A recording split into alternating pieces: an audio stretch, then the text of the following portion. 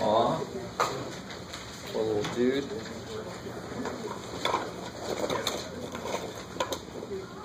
Oh, shit.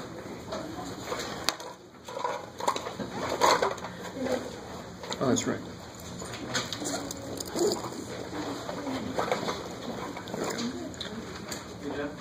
Yeah. Can you help me out with this for a second? I can't tell what it says.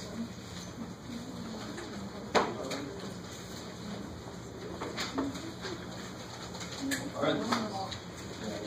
So part of the question is look where the comma is, and it tells you. Yeah, yeah. Oh, yeah. Right. For a second I couldn't, and I was like, the day I can't is the day I got to retire, so I got scared. All right, so number 4 in the practice test? Yeah. Oh, okay, yeah. So let's start off. Remind me, good Lord, man. Teacher's in here before me. In math. All right.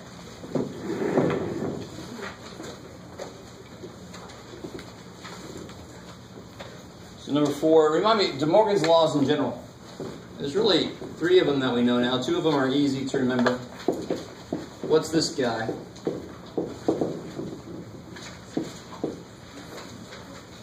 Okay. Maybe they're not so easy. What's this equivalent to? Yeah, so it kind of distributes. So that's why it's easy to remember. And of course, this will be the same way, just... And then there's another one that we learned. Doesn't look like distribution. I don't know if you guys can remember what this one is.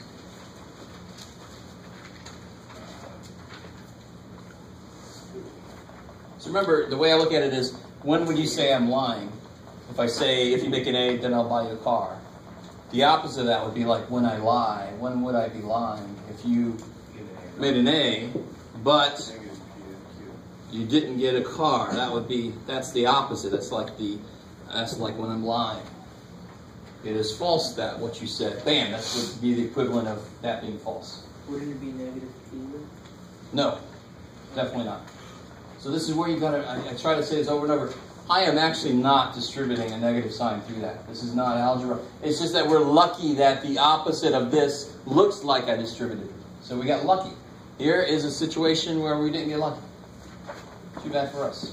Right? So this is not distributing. The opposite of an arrow is not an and. I mean, that doesn't really make sense. So, but this is the rule. This is how the opposite of a conditional, how it works. That's how it works. And of course, I give you one way to look at it. When would I be lying if I said this? That. So if you get an A, I'll get you a car. You make an A, but you didn't get a car, so that was false. You were lying, Jack. That's how I remember what that is. Yes? What about if it's a biconditional, what would it turn into? Well, that we haven't talked about. We can investigate it.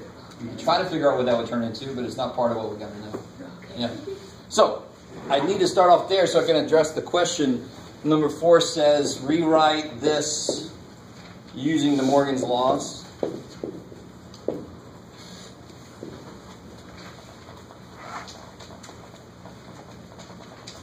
So what would happen there? This is the nice one, right? Not P.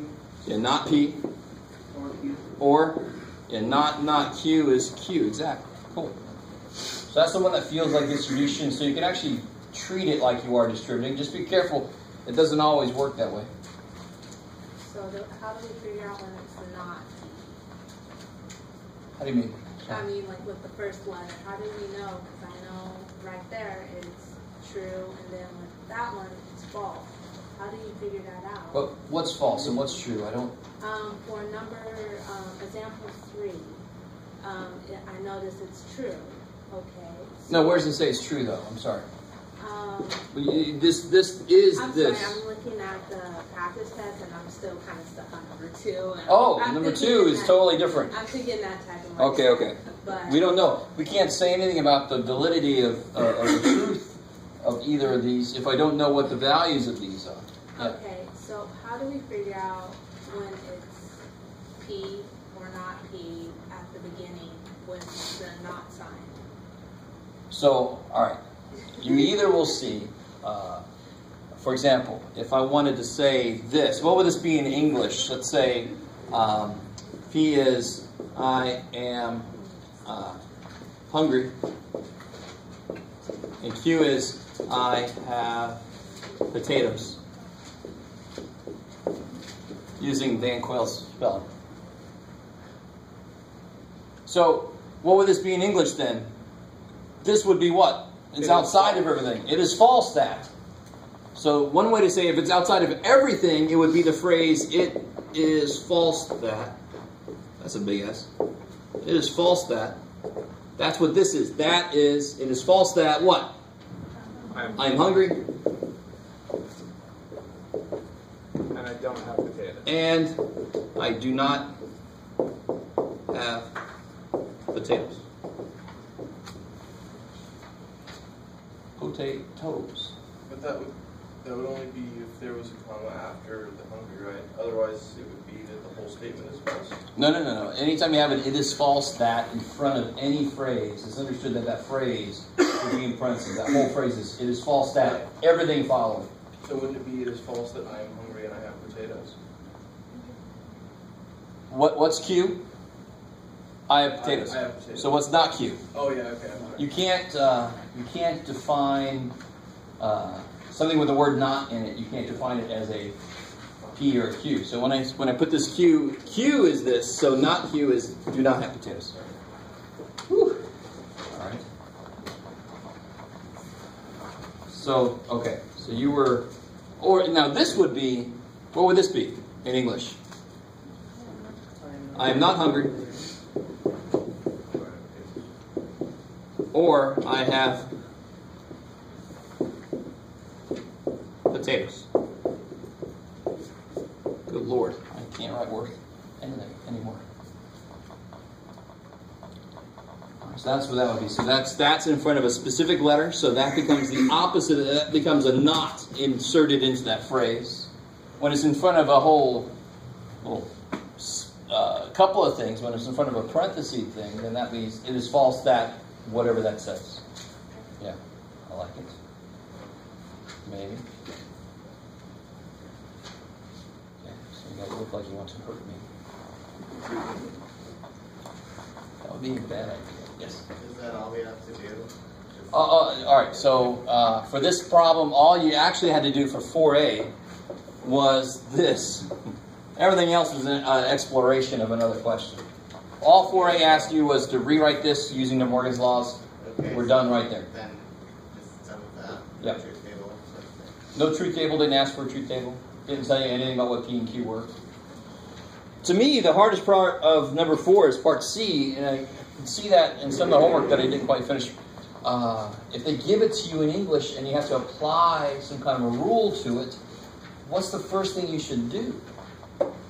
It's relatively easy to apply these rules here because it's just P's and O's and Q's. If I have a sentence, it's not easy. I can't do math stuff to an English sentence very easily. So the first thing I should do on 4C is rewrite that in logic symbols, make it more mathy. Right, so what's 4C look like in logic symbols?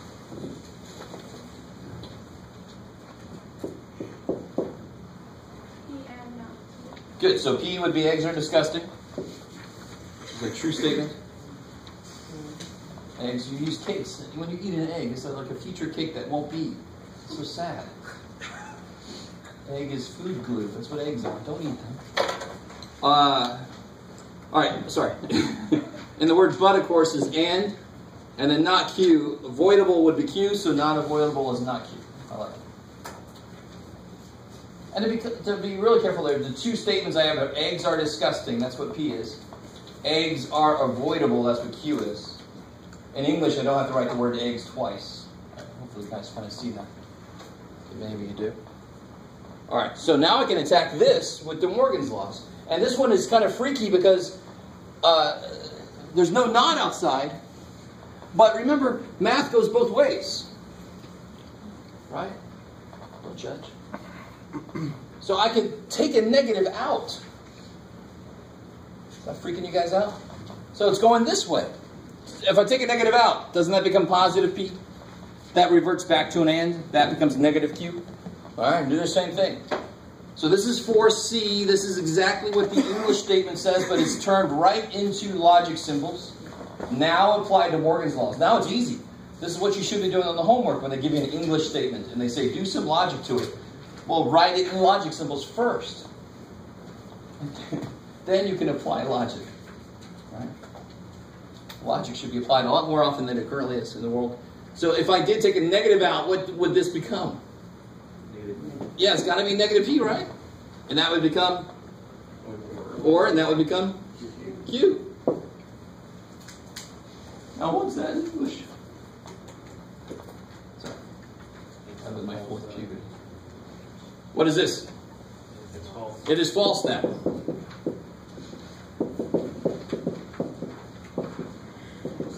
What? Eggs are not disgusting. Good. Eggs are not disgusting.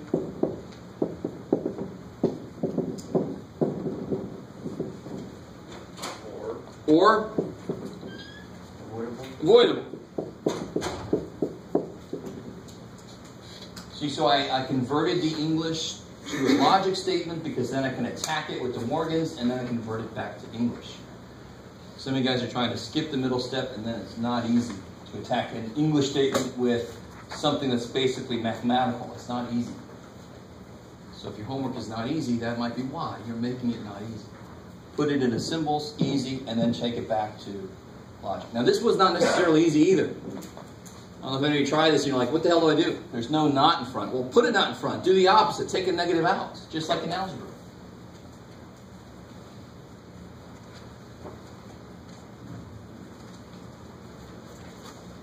Okay, cool. Yes, sir. Can you do B before? Oh yeah, so sometimes I give you longer little logic statements, but what part of this does De Morgan's do anything to? Yeah, this part. So this stays the same, and this part I can apply De Morgan's laws to, right? So what would that become? Maybe a bar. Yeah, not R, and Q. Right? Opposite of this, opposite sign, opposite of this.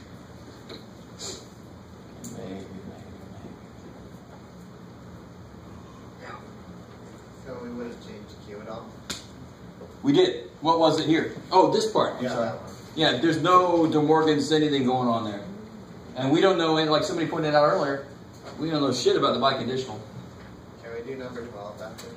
Sure. Anybody else have a question on that? Okay. Oh, okay. All right. This is changing gears. Number 12 is the one about the gymnasium. And the first thing in the gymnasium problem on the practice test, what's the very first thing you should be worried about? What to use? No? Like what to should multiply or No? Not even that. So, huh? Say it louder. You got it. I think you got it, but I can't hear. Yes, cool. Exactly. I got the floor in what dimensions? Yards. And then I told you the gallon of floor sealant covers so many square freaking feet. Damn, Jeff, what the hell? So the very first thing you should do is convert to something, either feet to yards or yards to feet. And which one's easier to do? How many feet in a yard? Oh, shit. 3. There's 3 feet in a yard. So if I have 2 yards, that's 6 feet. So it's easier to convert from yards to feet. I just got to multiply, right? So if I draw my floor, my gymnasium floor, and be careful, I only want to do how much of this floor? Oh, yeah, I'm extra evil. I'm such an ass. Oh, sorry. So it's 60 by 80 yards. So how many feet would that be? How many feet's this side? Good, 180 feet, because it's 3 feet for every yard. 3 times 60, 180 feet. How many feet's this side? 240 feet. Yeah, I got it. Where'd it go? Each gallon of floor sealant covers 360 square feet, so a gallon a floor sealant covers 360 square foot. So if only I knew what, then I could figure out how many gallons. If only I knew what, square feet, exactly, right? So how do I get the square footage? And I only want to do how much? I only want to do half of this thing. So how much am I talking about? This is 180 feet, and this would be 120. Good. So what's the area of the thing I want to cover? It doesn't really matter which way you cut it in half, to be honest. Half of that will be the half of the area. So what's the area of this? 21,600. Yeah, you just multiply those together. Cool. What's? Square feet. So every 360 square feet requires a gallon of this stuff. So 720 square feet would require 2 gallons of the stuff.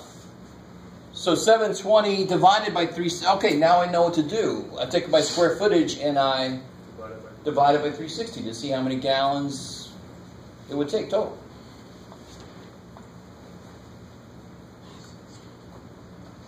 Sounds about right. Sounds familiar.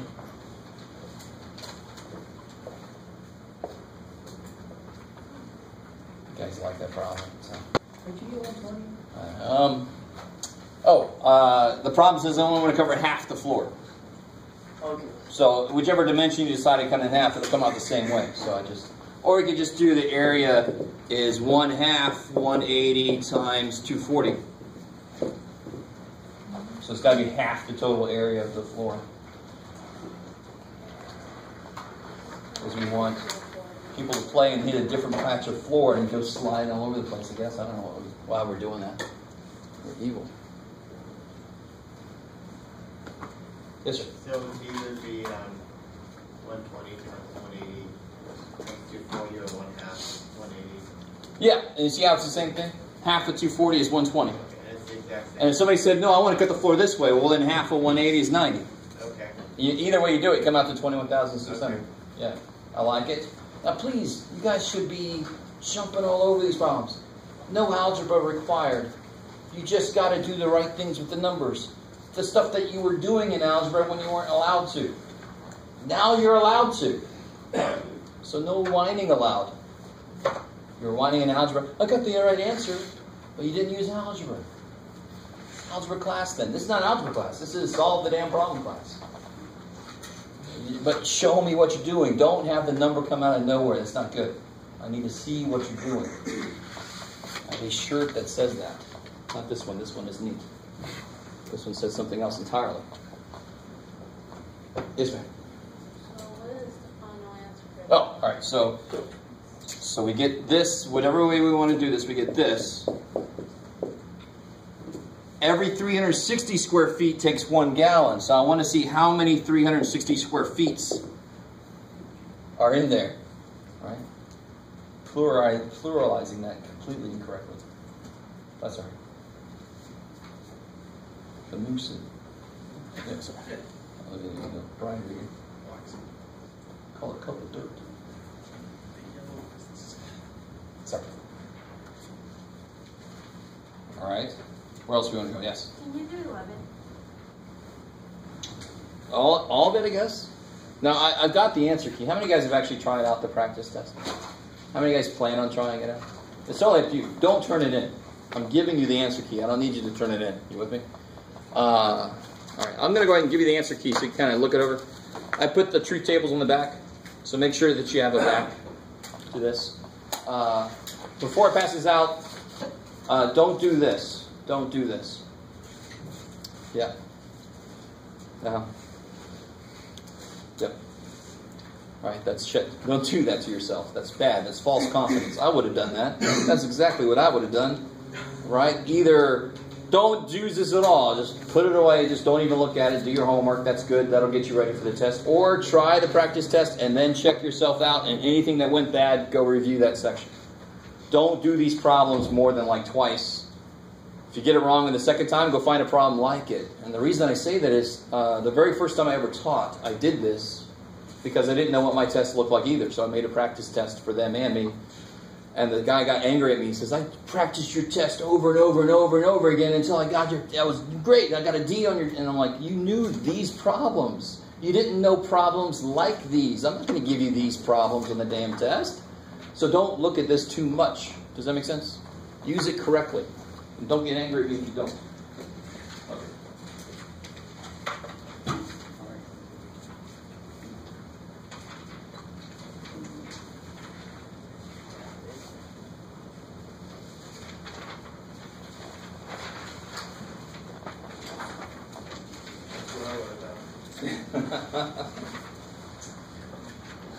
And please speak up. Feel free. I won't take it bad. I'm a human. I make mistakes sometimes. If you think something on you're wrong, we'll see which one of us is wrong. It could be me.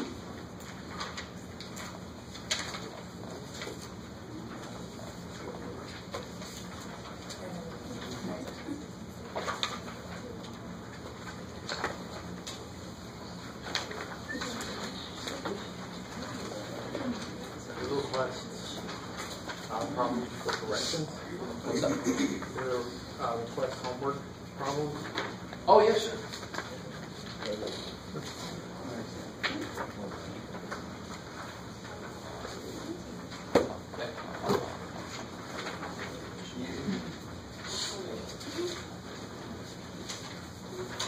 So again, make sure you got it front and back. And the back should be the truth tables to number 3.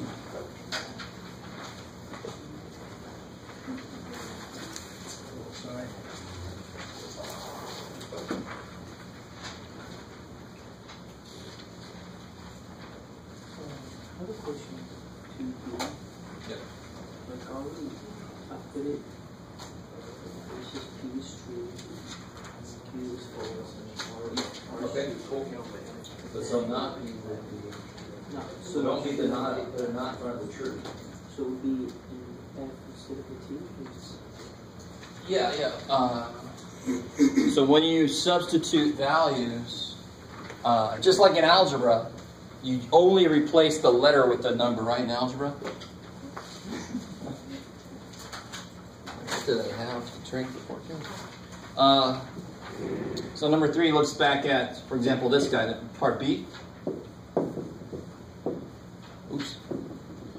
And it tells you that P is true, Q is false, and R is true. So you would put not true implies true and false. And then you should start to attack it. So what's not true? False. And actually right there, I would argue you could stop. False implies anything that's going to be true. I don't know if you guys remember that. Well, just for shits and giggles, what's true and false? False. And what's false? If false, then false? True. It just sounds like it should be false, but you got to tell your brain, no brain, it's fine. Yes, ma'am. How is it true, like, when we do it like that, but then in the truth table, it's not true, it's like false? Totally is true. Has to be true. How do you But mean? if it's not a tautology, then it's not true. Oh, no, be careful. This is one row of the truth table. So if you look at the row in the truth table he made, if you look at this row in the truth table he made, you know what I'm saying? So you had like true, true, true, blah, blah, blah, and true, false, true. Look at that result. It was true. If you made it correctly. Yes, ma'am. So on the homework for 3.2, I wrote out the truth tables and then circled like Oh, the yeah. ones that fit, and you just Other wrote people. too much work. Yeah, Is that so- what you mean? Like Yeah, that's exactly. a better way to do it. Yes. So what you did wasn't necessarily wrong. It was just a lot more than you had to do. Okay. Which is fine. You got extra I practice. was confused, but now I understand. So this is more just, instead of making a whole XY table, you're just plugging in specific values for the variable, and then you're stopping it. Yeah, cool. I like it. Technically, you're not wrong. You can make the truth table. It's just like you're doing too much. On obsessed, that would be a big waste of time. Shit. Yes, ma'am. 11C. Oh, yeah. All right. I did, on number 11, the way that I did the problem is not the only way the problem could have been done. I did it what was most obvious to me. So 11C especially, there's a lot of different ways. For example, I could have doubled if 4.5 boxes is $1.34, 9 boxes is roughly $2.60. Or even $2.70 I would make it, because then 3 boxes would be 90 cents. Now, there's a lot of ways to do that kind of thing. Play around with the numbers. Is that sort of like what you do? I did 5 and $1.50. Yeah, you went the other way. I took it down, you took it up. Kick ass. So I don't know. I've got the way that I looked at it.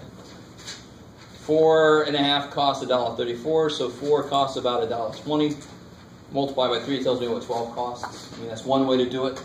And just to show you something, 4.5 costs $1.34. One big thing to realize here is, do you take them both in the same direction, or do you take one down and the other one up?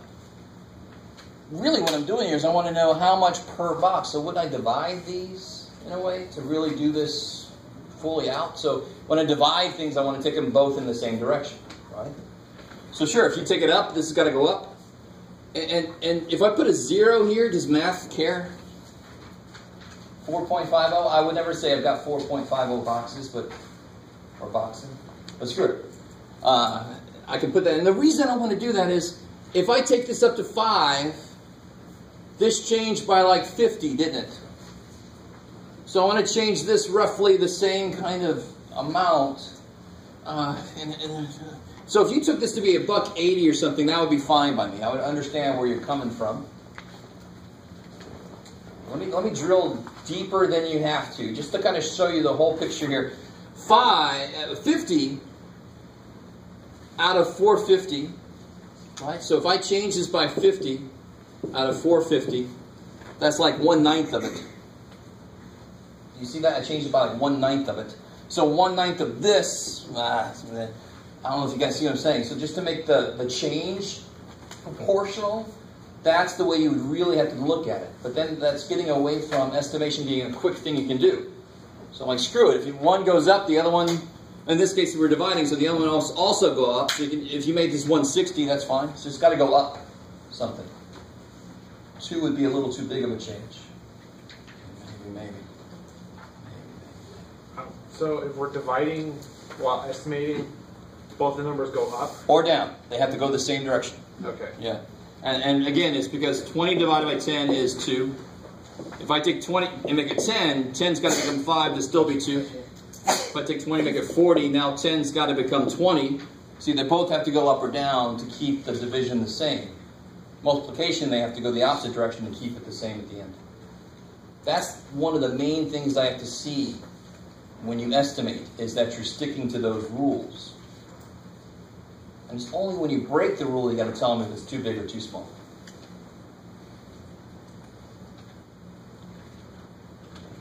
Because when you estimate, will you ever get exactly the right answer? So you'll always be too big or too small somehow, but you shouldn't even come up if you're doing the rules correctly. We know that it's going to be off by something. But if I had 4.2 times 11.7 and I made it 5 times 12, well, that's going to be too freaking big. I made them both go up. I shouldn't have done that. Is it cool? I guess. And then I have to say too big, and then I still take a point out because I don't know why you did that. So you just made it 4 times 12. Yeah. So I got 260, and the right answer was 360. So that would... Where? I'm sorry. For which one? The same one. So I got... How did you get 260?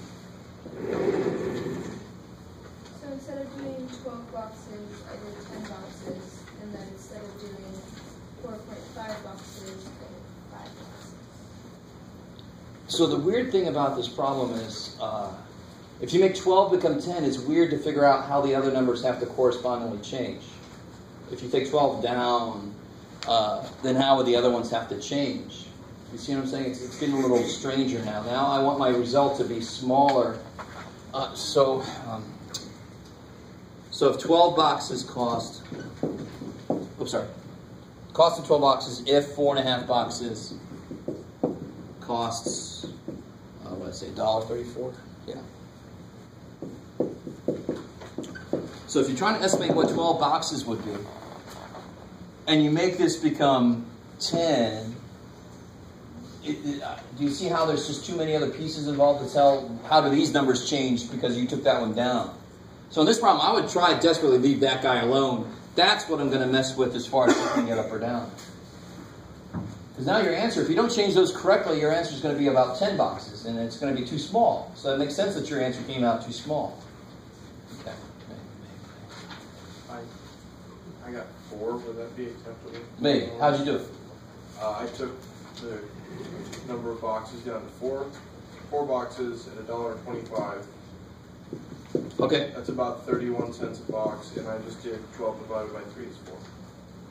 All right. So you said this becomes about 31 cents a box. Yeah. All right. Or let's say 30 cents a box. Yeah, exactly. And then a third of 12 is 4. Oh, I see. If it's 30 cents a box and you want 12 boxes, That's really dumb. you should do what with those? Multiply. Multiply. Yeah. There you go. Exactly. I like it. It's funny how you did the complete wrong thing, but it came out close. I love when that happens. Especially when the student doesn't understand. I did almost so easy. No, you did the total wrong thing. Okay. So the main thing in this class, if you haven't picked up on this, is your work, is the approach you take. So sometimes your answer could be way off, but your approach was really good. You had a smart approach and just made some little mistake and that threw your answer off. You're going to get most of the points, if not all the frickin' points.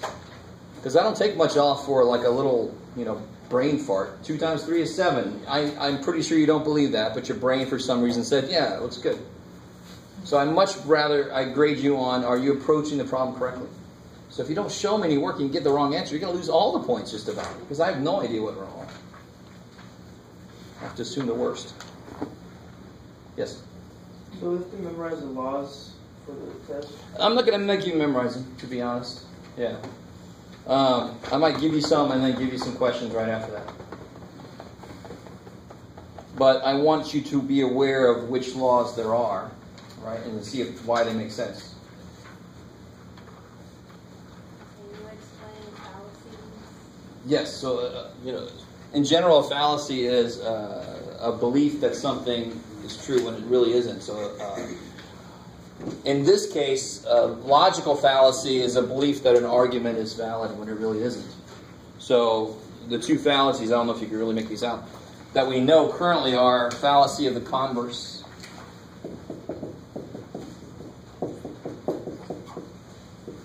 and fallacy of the inverse.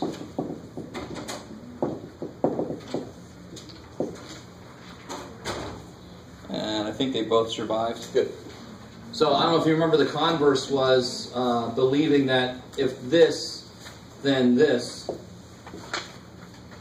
That's the converse. And the inverse is believing that if this, then this. So this is like, if you make an A, then I'll buy you a car. If you don't make an A, then I can do whatever I want to. So that's not true. If you don't make an A, the contract's off. I can do whatever I want to. If you make an A, then I'll buy you a car. I bought you a car. Does it mean that you made an A? No. Again, you might not have made an A. So that's why those are fallacies. They don't necessarily follow. And these are everywhere today.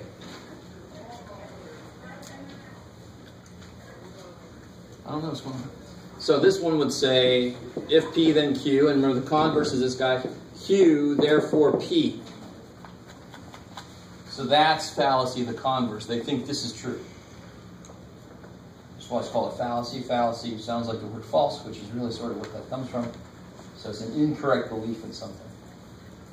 Inverse would just be, if not P, then not Q, and that's false. Right? And that's why that's the inverse. So let me show you what I would probably do on the test. See if that grabs your attention. I would give you this, and give you this, and then say, what type of fallacy is this? You could do it, Jeff.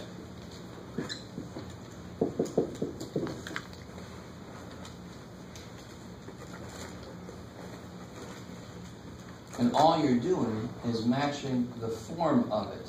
What matches the form of that incorrect argument? Yeah, it matches this form. If something, then something. That second thing means the first thing. If something, then something. That second thing means the first thing there. That's the form of it. So you don't care. Just like algebra, I constantly try to get people in algebra. Math doesn't give a shit what's in something.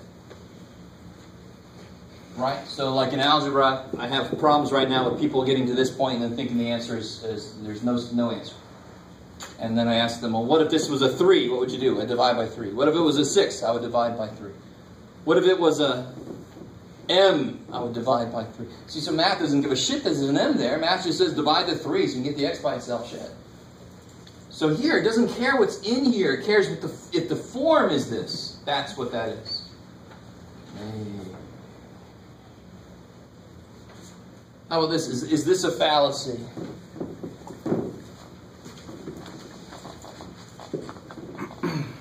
You can do it, Chad. All right.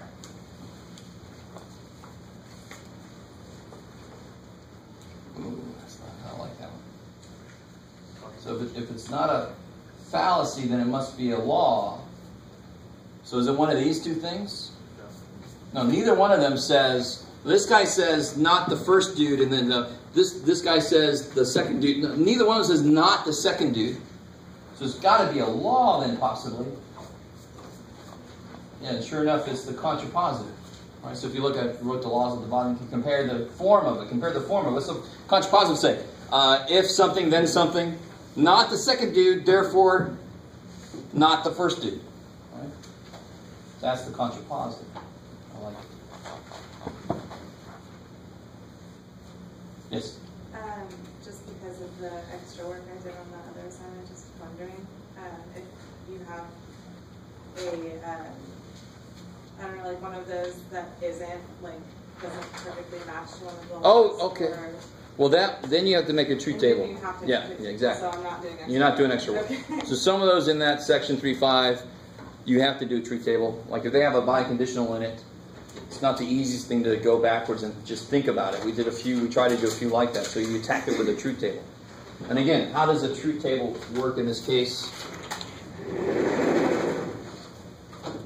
Oh, there you are. The head for that poor little dude. Yeah.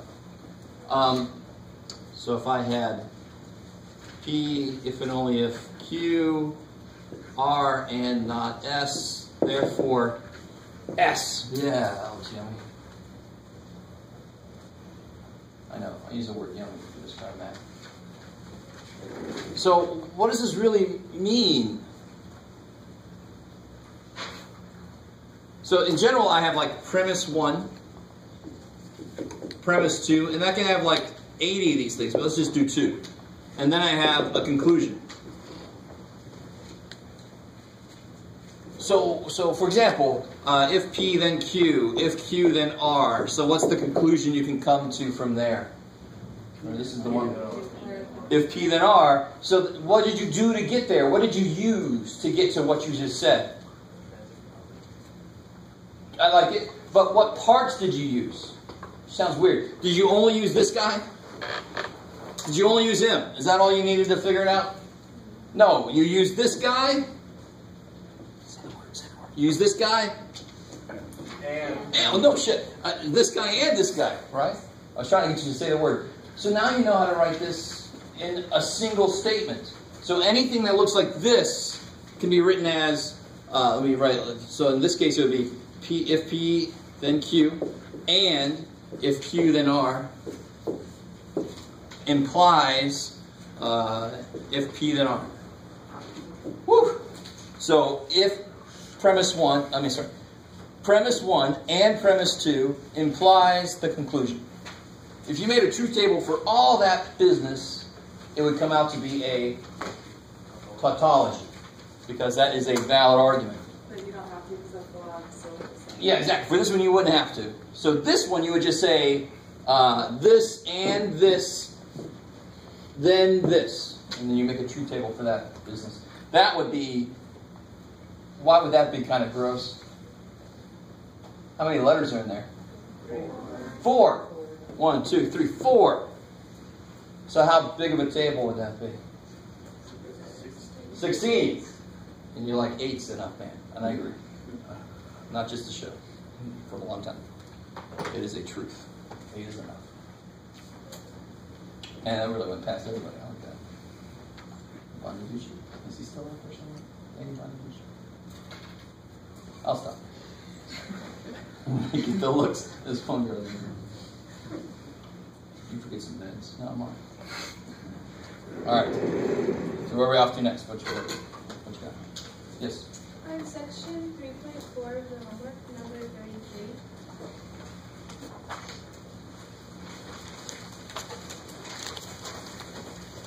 Oh, good. So this is what I was talking about, translating that into logic and then attacking the logic with the De Morgan's laws.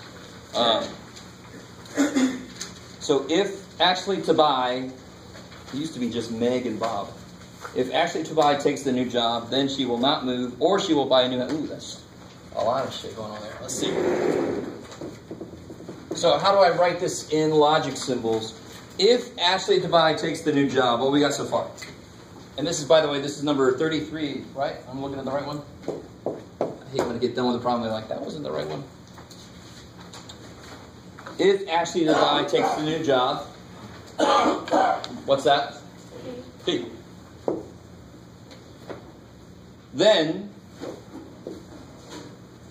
she will not move, or she will buy a new house in town.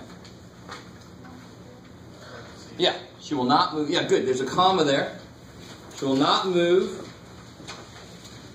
or she will buy a new house in town. Okay. So that's written now from English. It's translated into logic-ish. Oh, before I forget, some of you guys got your homework back. You see how, I mean, if you do this, the whole thing is wrong from the beginning. So if I made a point of this, it's got to be the same order. The letters have to be in alphabetical order. And this stuff down here has got to be the same. Don't be doing this. That's no good. That's supposed to be over there, right? So if you're out of order, it's just not going to work. I'm not going to waste my time trying to figure out, oh, that row should have been 2, and no, screw that. Yeah, get the order right. But this problem, we don't need truth tables. So how do I attack this with De Morgan's laws? Not parentheses Q and R. Good, so I can just look at this piece here. If P, then not Q, and not R. Good.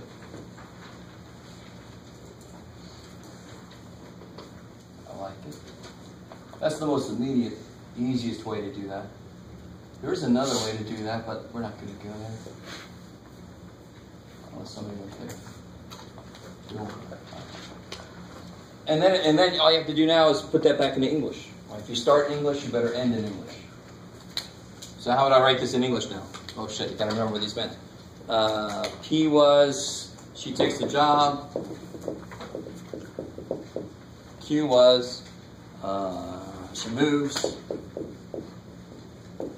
R was, she buys a house. So now what would this be?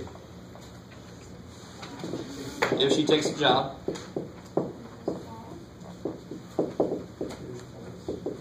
then it is false that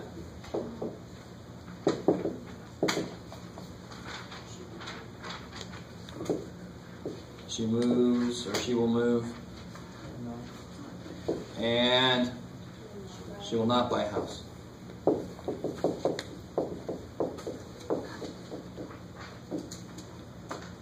Now, sometimes math to English ends up clunky. Just like, I think Google's gotten a little better at this translation, but in the early days, I would get some of my friends in grad school that were from France and stuff, I'd translate and they would just laugh their heads off because it was just word by word. So it just sounded stupid in French. It just sounded stupid. So sometimes going from English to math is just clunky, and if you want to clean it up a little bit and you feel comfortable in how to do that, feel free. Does that make sense? But stuff like where the comma is and stuff, that's important. That's the math idea. But you can clean up, you can use nor, or you can use but, or you can rearrange things if you want to. Yes, ma'am. Just a question on 3.2. It's like 20, there's a couple, it starts on 27. Do you need us to do a whole truth table for those, or? No. Just, They tell you at the bottom of the page, before you get into that, P is true, Q is false, R is true for part A. yeah. You don't need a whole truth table. Okay. If you do one, you can circle the row, but then you're like, why didn't I just do that row? I was just wondering if you Okay. wanted the. Oh, no, please don't. Yes? Okay, so for 3, number 30, I can do the truth table. I just got confused, like, translating it, basically. Oh. All right. So that's the one about Eileen Jones? Yeah. All right. So it starts off with, it is false that. So that, of course, would be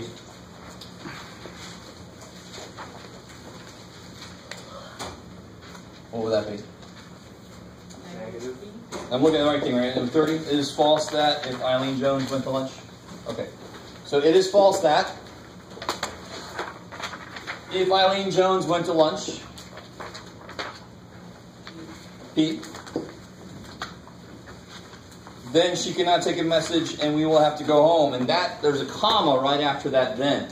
So it is false that if Eileen Jones went to lunch, then she cannot take a message. Good? What's up? I'm sorry. Am I looking at the right problem? Yeah. Yes, okay, good.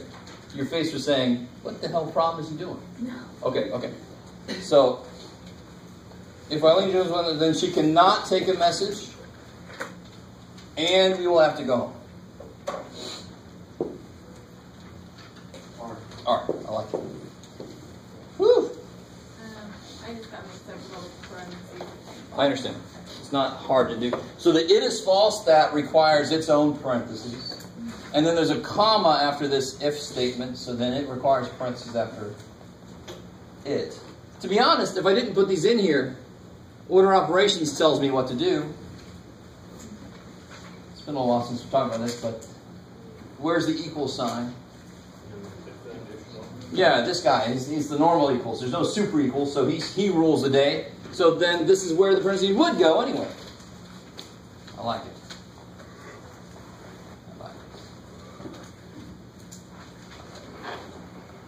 Okay.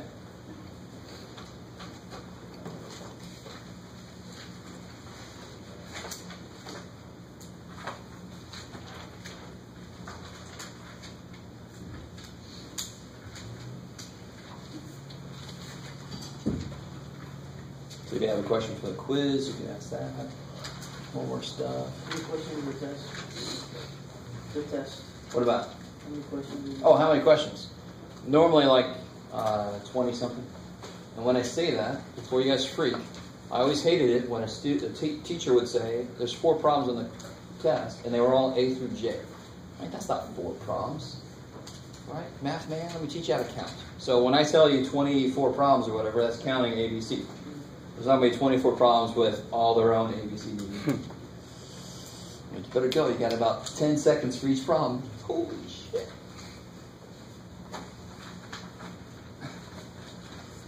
That would be evil. Give me a few years. Then I'll start being evil. You allow test corrections? Yeah. Everything. For some reason, people misread the syllabus. You don't have to choose one thing to correct. You can correct everything except the final. Once. It's not English class. Don't give me second draft, third draft.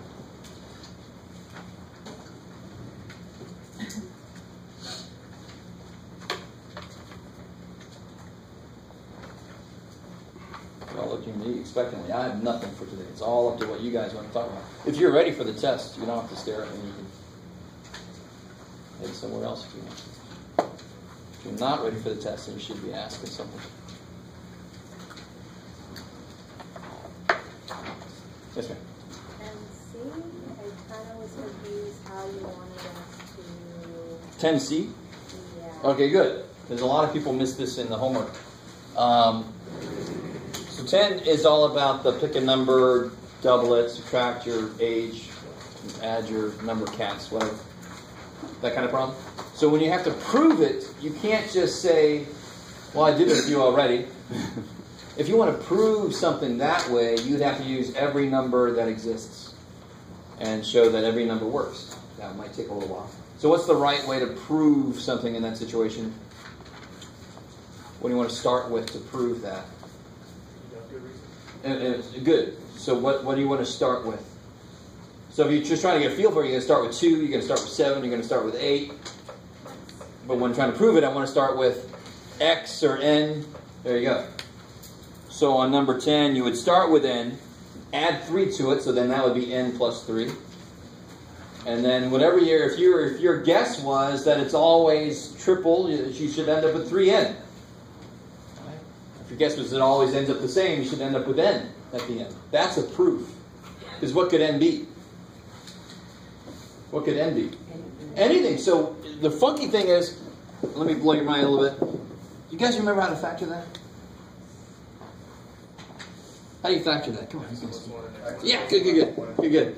And the reason that's harder. How do you factor? What do you got, Jeff? What's one way to factor 35? Well, like the only good way. 5 and 7, right? Now watch. This is a specific example. So if I let x be 6, you guys are already tuning me out. I know. It's like, why are you bringing algebra in this? You said there's no algebra. Just go with it. It's kind of cool. What's 6 squared? 36. Minus 1. What's 6 plus 1? 5 or 7. And what's 6 minus 1? Yeah. So when you were factoring these, the reason they were harder than normal is because you were actually factoring an infinite number of numbers. You kind of with me? So when you're proving something or you're working with unknowns, it will always be harder than if you're working with knowns because you're doing an infinite number. What could x be? Any damn thing. Holy shit. So if I made x 8, 8 squared is 64. Minus 1? 63. What's 8 plus 1? 9. And what's 8 minus 1? 7. Holy shit. Alright, I'm sorry. Just wanted to show you that. I like to show that to my algebra students, and I don't know if you ever saw that. Anyway, so what I'm saying is this is too specific. So when you start with n, and then you add 3, and then you double it, and you do whatever else it says, you should end up with what your guess was based off of n. If you think it doubles it all the time, it better end up with 2n. So a lot of you guys did that wrong in that first, it was from the first section.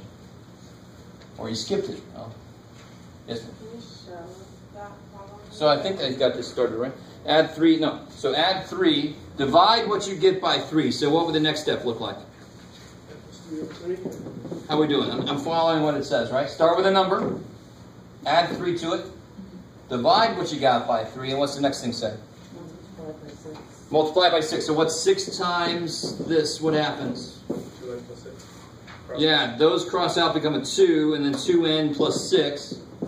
And then the last thing I say is subtract 6. So you'll end up with 2n. So that'll prove it. If you thought it doubled, you're right.